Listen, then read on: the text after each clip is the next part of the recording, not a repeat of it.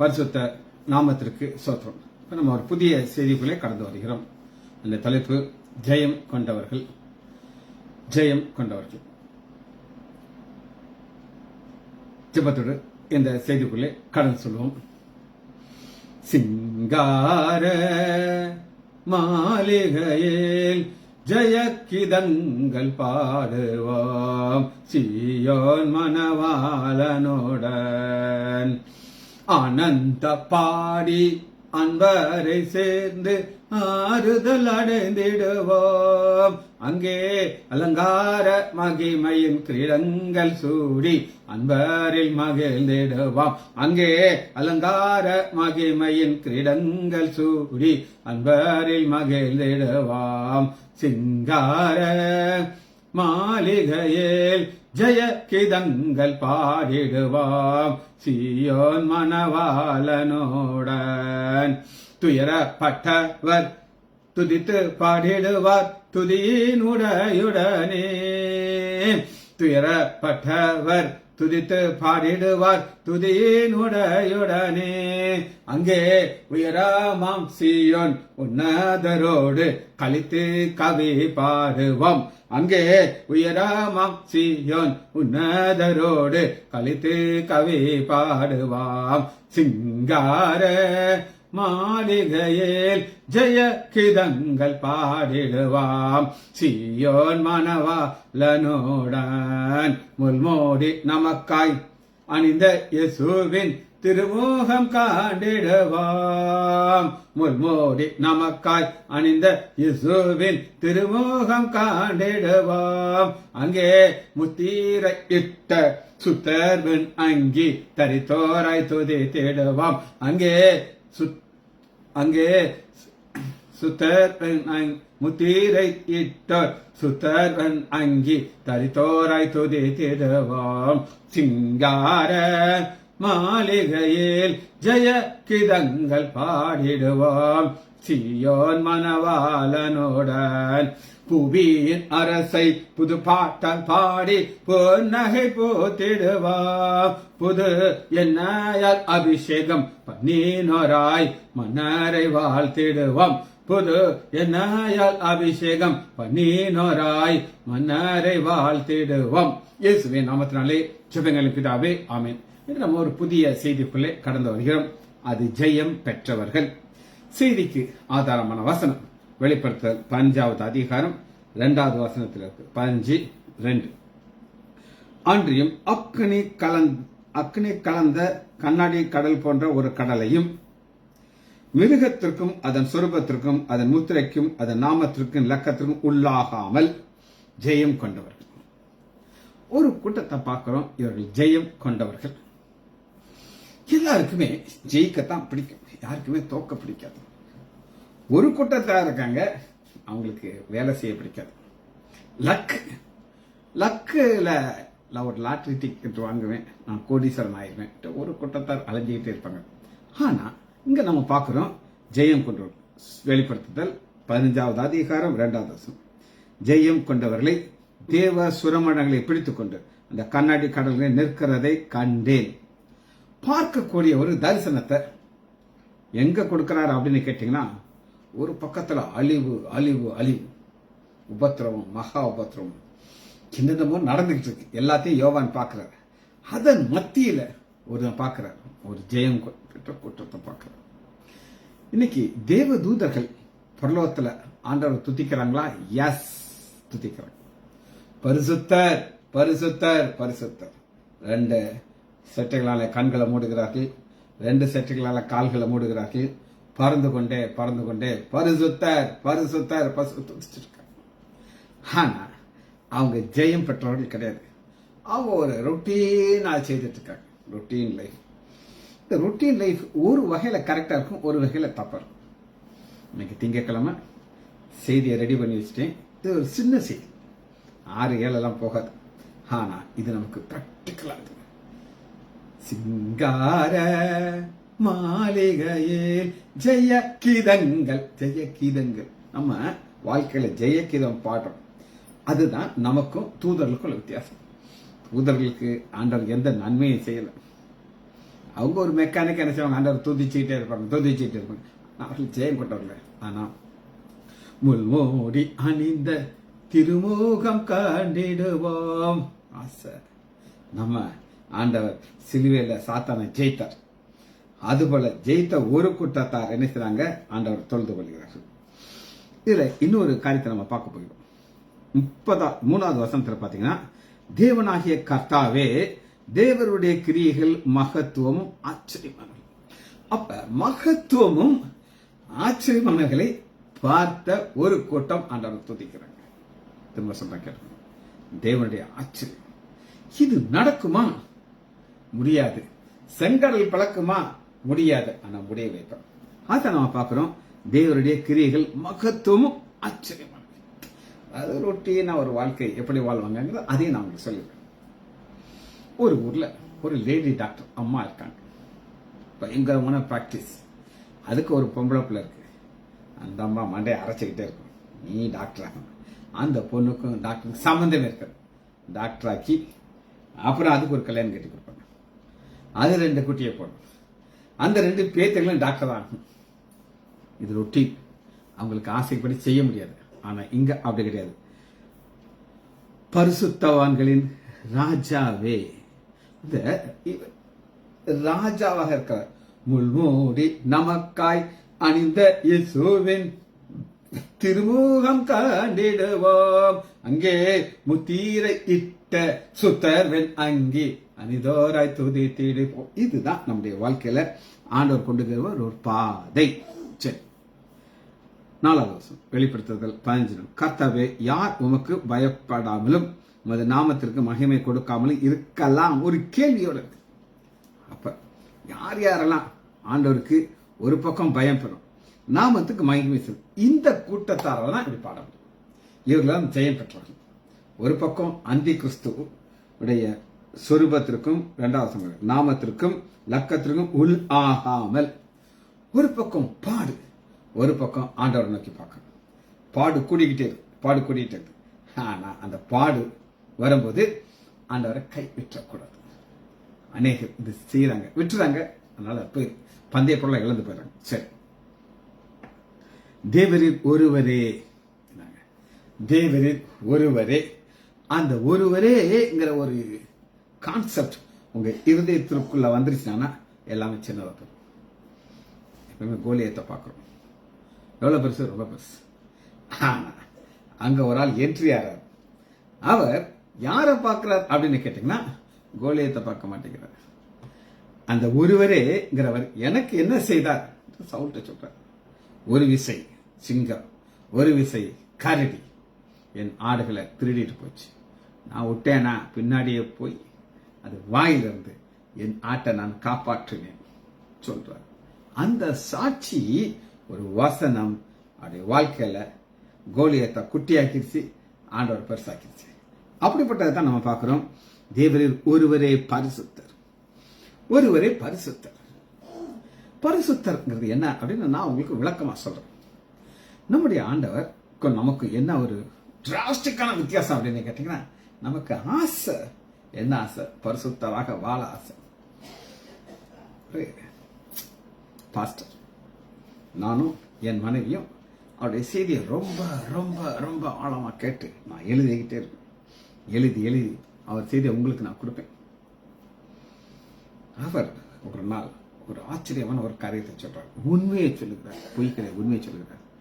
அவர் சொல்றாரு, அந்த சபை மக்களை பார்த்து, அவர் சபை கிடையாது, வேற சபை, நீங்க இங்க பாக்குற ஒரு பாஸ்டர் ஒரு ஒயிட் கலர் ஷர்ட், இந்த டிசைன்லாம் அவர்கிட்ட இருக்காரு, இது டிசைன் ஆயிட்டு ஒயிட் ஷர்ட் ஒயிட் பேண்ட் போட்ட ஒரு பாஸ்டர் நீங்க உங்க முன்னாடி பாக்குறீங்க.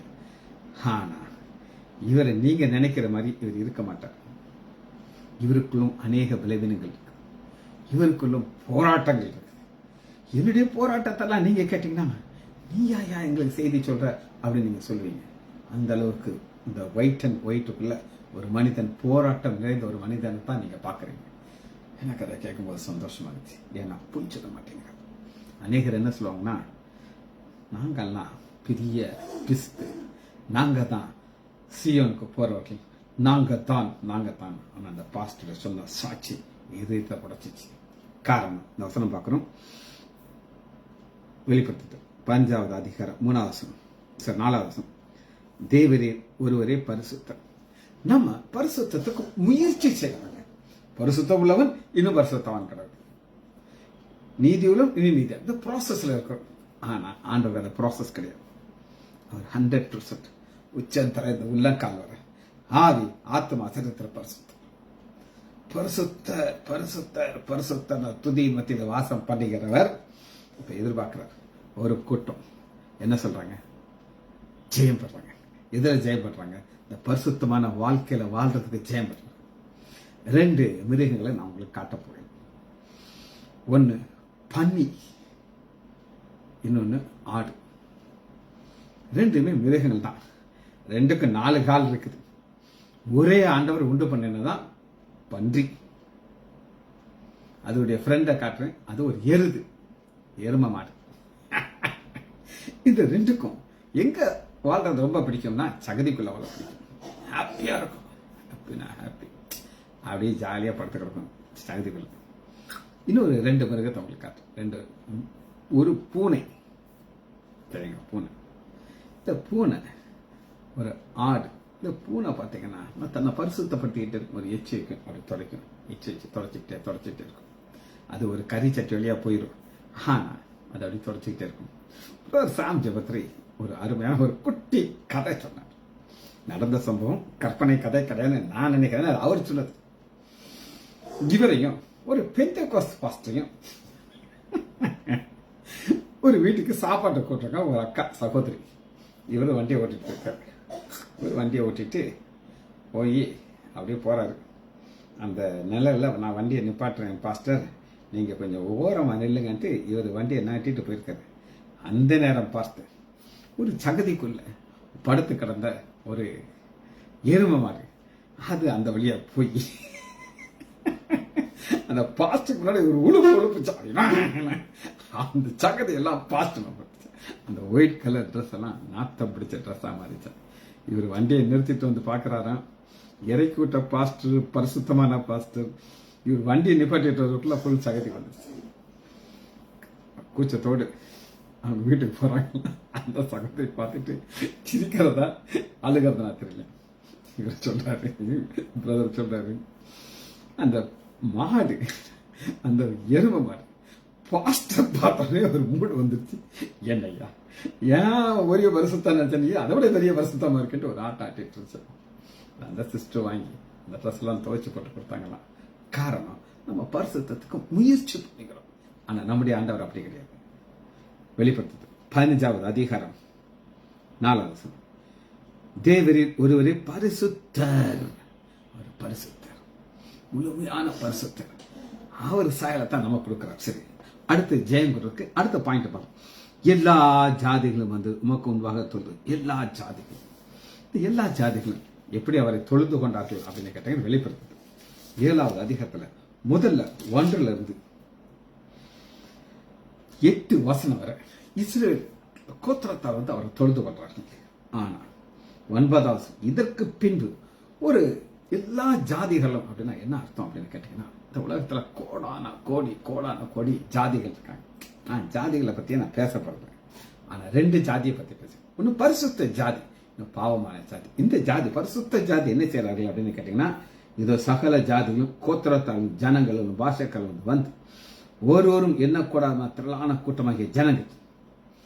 இவங்களெல்லாம் நம்மளால புரிந்து கொள்ள முடியாது.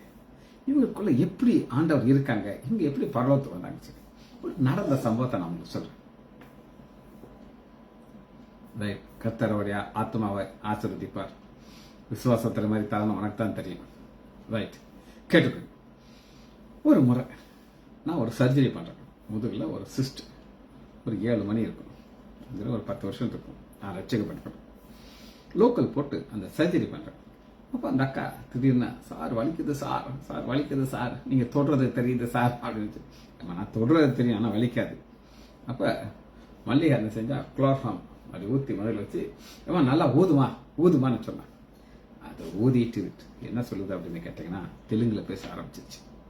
அது சொல்லுது, நான் ஏசப்பா தான் என் கைகளில் நான் முட்டுவேன், நான் வேற யாரையும் முட்டனா வணங்குவேன், அதை யாரையுமே அது பட்டை போட்டிருக்கு, பெரிய பொட்டு வச்சிருக்குது, அது இருதய திறந்து பேசுது பேசுது பேசுது பேசுது. வெளியில இருக்க சொந்தக்காரங்களாம் நினைக்கிறாங்க நான் ஏதோ ஒரு ஊசியை போட்டு அந்த அம்மா இயேசுவை ஏற்றுக்குள்ள வைக்கணும்னு அவங்க நினைச்சு நைஸா பார்த்தாங்க. நான் எதுவுமே கண்டுக்கல, நான் பேசவே இல்லை, நான் சர்ஜரி பண்ணிக்கிட்டே இருக்கேன். அதுக்கப்புறம் அவங்க என்கிட்ட வரவே இல்லை. இந்த அம்மா இங்க வந்துருங்க, எங்க வந்துடும்? அது இருதயத்துக்குள்ள ஆண்டவர் இருக்கிறார். அதைத்தான் நம்ம பார்க்கிறோம். ஒருவன் என்ன கூட திரளான ஜனங்க வெள்ளை அங்கியை தரித்து. வெள்ளை அங்கிங்கிறது என்ன அப்படின்னு கேட்டீங்கன்னா ஆண்டவருடைய பரிசுத்தம். இந்த வெள்ளை அங்கியை தரித்துக் கொண்டு கைகளிலே குருத்தொலை பிடித்து ஆண்டவராகிய இயேசு கிறிஸ்து ஒரு பவனி வருகிறார், ஜெய பவனி. இந்த ஜெய பவனியை பார்த்து எல்லாம் டென்ஷன் ஆகிறாங்க. ஏன் டென்ஷன் ஆகிறாங்க அப்படின்னு கேட்டீங்கன்னா அந்த இஸ்ரவேல் தேசத்துல அன்று ஆண்டவராகிய இயேசு கிறிஸ்து வாழ்ந்த காலத்துல ரோமர்கள் தான் ஆட்சி செய்கிறார்கள். இந்த ரோமர்கள் தான் என்ன செய்யறாங்கன்னா ஒரு பயணி வைப்பாங்க. இந்த பவனியில யார் முன்னாடி போவாங்கன்னா ஒரு கேப்டன், சீஃப், அப்படி ஒருத்தரா ஒருத்தருவாங்க. எல்லாரும் அந்த ராயனுக்கு சீஷருக்கு வணக்கம் சொல்லிட்டு வருவாங்க. சீஷர் வாழ்க, சீஷர் வாழ்க, சீஷர் வாழ்க. ஆனா நம்முடைய ஆண்டவராகிய இயேசு கிறிஸ்து குருத்தல்ல போகிறாரு. ஓசன்னா தாவீதின் குமாரனுக்கு ஓசன்னா, ஓசன்னா விடுதலை கொடுக்கிறவர் அப்படின்னு சொல்லி அந்த இடத்துல அவங்க ஒரு குருத்தலை வச்சிருந்தாங்க. அந்த குருத்தலை தான் நம்ம பார்க்கிறோம். தங்கள் கையிலே குருத்தலை பிடித்து சிங்காசனத்திற்கு முன்பாகவும் ஆட்டுக்குட்டியான முன்பாக நிற்கிறதை கண்டேன். நிற்கிறதை கண்டேன். ஒரு ஜெயம் உள்ள வாழ்க்கையில வாழ்ந்தவர்கள் ஃபைனலா ரீச் பண்றாங்க. 13 அவளுக்கு மூப்பரில் ஒரு நோக்கி வெள்ளை அங்கிகளை தட்டுக்கிற இவர்கள் யார்? கேட்கறது யாரு? யோவான் தான் கேட்டிருக்கணும். யோவான் கேட்காதனால இவர் கேட்க. இப்ப நம்முடைய ஆண்டவராகி இயேசு இந்த பூமியில வாழும்போது எல்லாருக்கும் ஒரு போட்டி இருக்கும். பரலோகத்துல யார் பெரியவன்னு சொல்லி. ஆனா ஒரு ஆள் கூட கேட்கல, ஆண்டவரே பரலோகத்துல எப்படி இருக்கும் ஆண்டவரே, சிங்காசனம் எப்படி இருக்கும், பிதா எப்படி இருப்பார், நீங்க எப்படி இருப்பீங்க, யாருமே கேட்கல. ஆனா யாருமே கேட்கல. ஆனா யோவானுக்கு தரிசனத்தை காமிச்சார். சரி, அந்த தரிசனத்துல இவர்கள் யார், எங்க இருந்து வந்தார்கள் கேட்டு. அதற்கு ஆண்டவரே அது உமைக்கே தெரியும், உமைக்கே தெரியும். ஆண்டவர் கேள்வியை கேட்க தூதன் மூலமா கேட்டு வச்சு பதில அவர் கொடுக்கிறார் பாருங்க. அப்பொழுது இவர்கள் மிகுந்த உபத்திரத்திலிருந்து வந்தவர்கள் உபத்திரத்துல ஜெயம் பெற்றுவார்கள். உபத்திரம் வரும்போது அநேகர் ஆண்டவர்கிட்ட ஓடி பெறுவாங்க. ஒரு ஸ்டூடெண்ட் அந்த ஒரு 10 வருஷம் என்கிட்ட வந்தா, சார் எனக்கு பைபிள் வேணும்னு கேட்டேன். ஒரு ஃபுல் பைபிள் ஒரு பேர் எழுதி இயேசு உன்னை ஆசீர்வதிக்கிறான் எழுதி அந்த புத்தகத்தை பைபிளை கொடுத்தேன். அந்த பொண்ணுட்ட ஒரு வாரம் வந்தா, அதுக்குள்ள ஒரு அப்பண்டிக்ஸ் வந்துருச்சு. அவர் சிவாசி அந்த பொண்ணு அங்க ஊர்ல போய் அங்க ஒரு லாப்ரோஸ்கோப் சர்ஜரி பண்ணிட்டு ஒரு நாள் நான் பாக்குறேன் ஏன் டேபிள் அந்த பைபிள் உட்காந்துட்டு.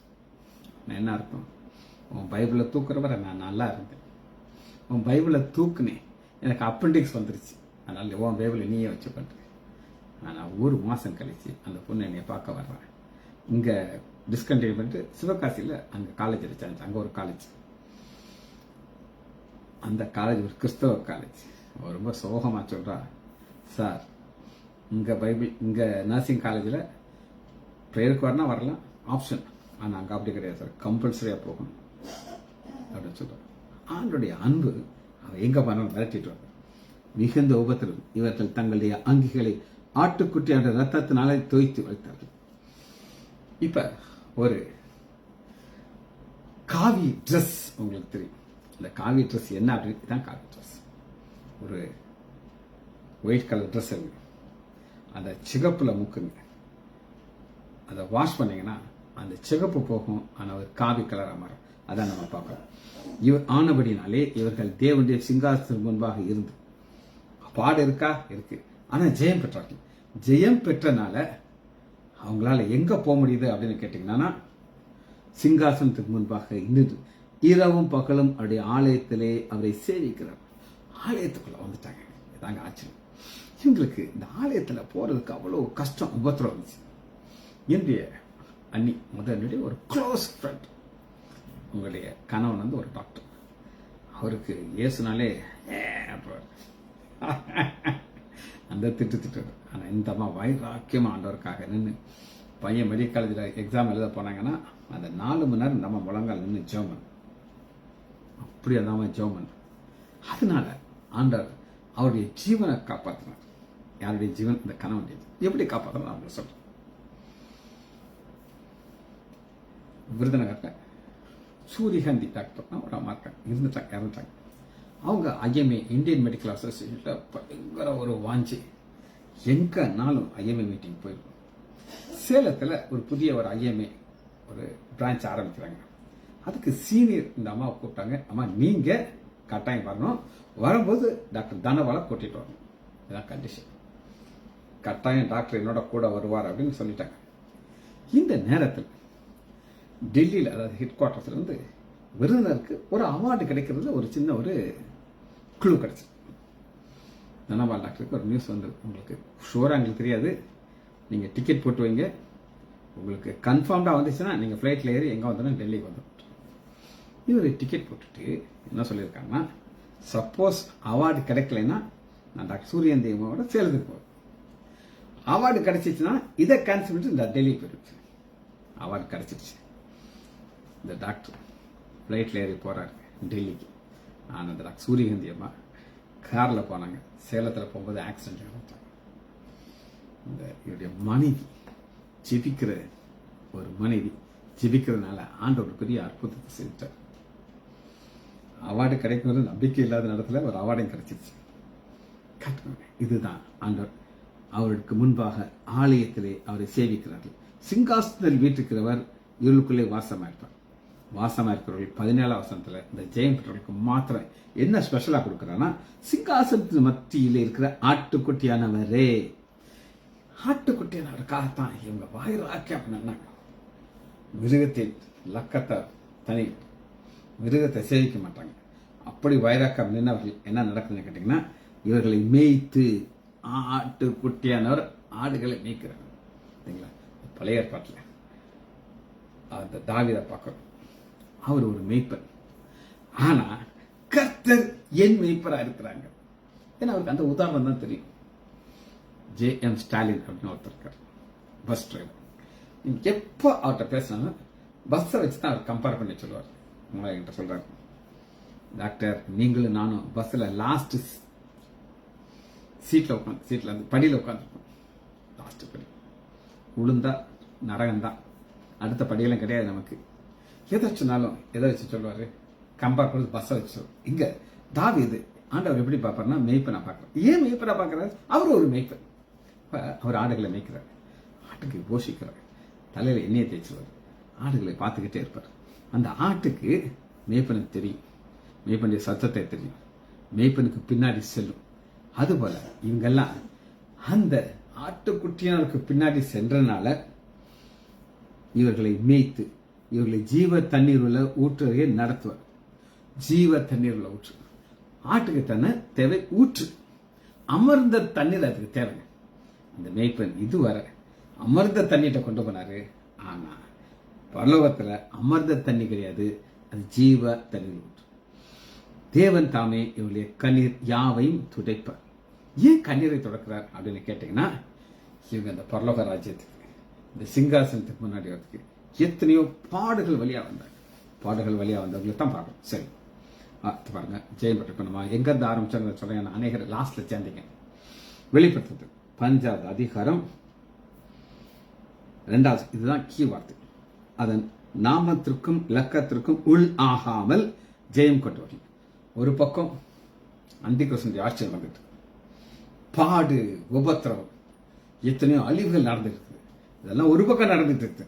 ஆனா இன்னொரு பக்கம் உள்ளாமல் ஜெயம் கொண்டவர்கள்.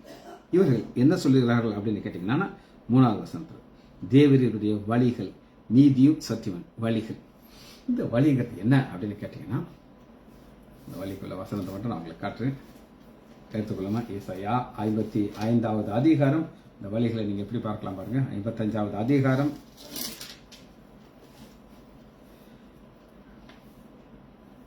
8வது. என் நினைவுகள் உங்கள் நினைவுகள் அல்ல, என் வழிகள் உங்கள் வழிகள் அல்ல என்று கர்த்தர் சொல்கிறார். நம்ம எல்லாமே சுமூத்தா போனா நல்லா இருக்கும் நினைப்போம். ஆனா ஆண்டவர் பாதை வச்சிருக்கிறார். என் மகள், என் மாப்பிள்ளை வீட்டில் கஷ்டம், வேதனை வேதனை வேதனை 7 மாதம் தூக்கம் கிடையாது, நிம்மதி கிடையாது. ஆனா 7வது மாசத்துல அப்ப ஏன் ஆண்டவர் அதை அனுமதிக்கிறார் அப்படின்னு நீங்க கேட்டீங்கன்னா, உங்களுக்கு எத்தனை தடவை நான் சொல்லியிருக்கேன். யார் யாரெல்லாம் என்னை சந்திக்க வர்றாங்களோ அவருக்கு நான் அந்த சாட்சியை சொல்லுவேன். 7 மாதம் என் மாப்பிள்ளை கஷ்டப்பட்டார். ஆனால் 7 மாதம் முடியும் போது ஆண்டவர் ஒரு போனஸை கொடுத்து இந்த போனஸோட போப்பா அப்படின்ட்டாரு. அதனாலதான் 9 பூமியை பார்க்கலும் வானங்கள் எப்படி உயர்ந்திருக்கிறதோ அது போல உங்கள் வழியை பார்க்கலும் என் வழிகளும் உங்கள் நினைவுகளை பார்க்கலும் என் உயர்ந்ததா இருக்குது. இது எதுக்காக சொல்றேன்னா, நீங்க அப்படி சூத்தா போயிடலாம் முடியாது. பல பாடுகள் வழியாக தான் நம்ம பரவராஜ்யத்துக்கு பல பாடுகள் வழியாக போன ஒரு கூட்டத்தார் தான் ஆண்டவரை பார்த்து என்ன சொல்றாங்க அப்படின்னு கேட்டீங்கன்னா, வெளிப்படுத்துறது 5வது அதிகாரம் 3 பரிசுத்தவான்களின் ராஜாவே, தேவருடைய வழிகள் நீதியும் சத்தியம். நீதி சத்தியம். இது நீதிங்கிறது என்ன அப்படின்னு கேட்டீங்கன்னா, ஆண்டவராகிய இயேசு கிறிஸ்து நமக்காக நீதியாக தேவ நீதியாக அதுதான் நம்ம மேல வர வேண்டிய பாவம் அவர் மேல வந்து அவர் பாவமாக மாற்றப்பட்டார். இதை நம்ம உணர்ந்து நம்ம ஆண்டவரை துதிக்கிறோம். எப்படி துதிக்கிறோம்? பரிசுத்தவான்கள் சபை நடுவில் தரிசிக்கும் தேவ சமூகத்திலே, பரிசுத்தவான்கள் சபை நடுவில் தரிசிக்கும் தேவ சமூகத்திலே, அல்லேலூயா அல்லேலூயா ஆவியில் பாடி மகிழுவாம், ஆண்டவர் இயேசுவில் கொண்டாடுவாம், ஆண்டவர் இயேசுவில் கொண்டாடுவாம், கோடா கோடி சோஸ்திரம் ஏறெடுப்பாம், ராஜாதி ராஜன் தேவாதி தேவன் இயேசு கிறிஸ்துவுக்கு மகிமை. இது நம்ம நன்றியில் இருப்பதை. இது தேவ தூதர்களுக்கு அந்த நன்றியில் இருந்தே கிடையாது. உங்க வாழ்க்கையில அதிசயம் கிடையாது, அற்புதம் கிடையாது, ஒண்ணும் கிடையாது. ஆனா நம்ம இங்க இருந்து அதை பார்த்துக்கணும். அதனாலதான் தேவருடைய வழிகள் நீதியும் சத்தியமும். இந்த பாதையில தான் நம்ம போகணும். இது நம்ம இந்த பாதையை விட்டு பைபாஸ் போக முடியாது.